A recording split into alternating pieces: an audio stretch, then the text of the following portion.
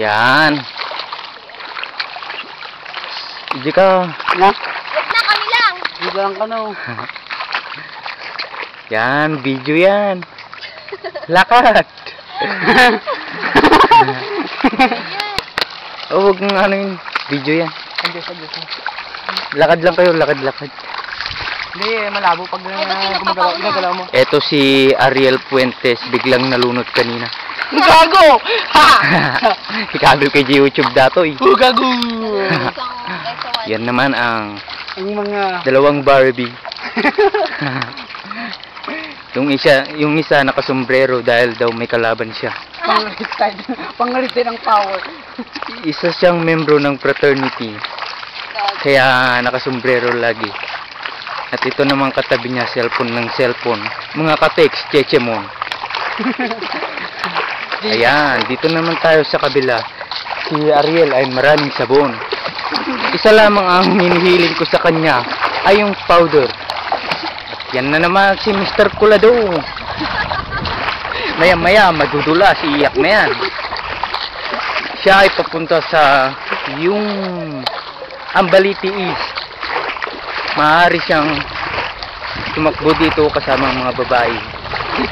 Yan ang tinatawag nating bridge ng Ambaliti, Pugo, La Union.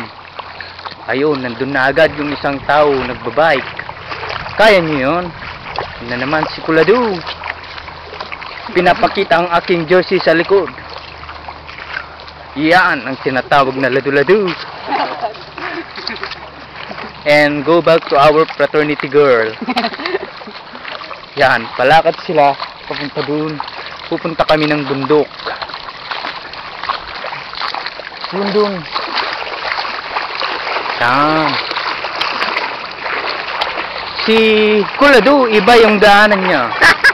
Maaaring siya ay mawala. Hanapin ka ng nanay mo.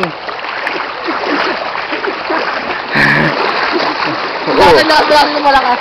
Yan girls, daan-daan sa pagtawid. Dahil medyo malakas ang alon dito. Landang. Ayan, malapit na kayong matumba. Yan. Hindi nila kailangan ng alalay, Ariel, para sila ay madulas. Yan. Buti na lang sila doon, nakatawid agad. Yan. Nagpupus na naman siya. Kulado. Diba tao eh? Ito. Uy, yung tama na, nalulubat. Halubat. At dito na nagtatapos ang aking kwento. Bye!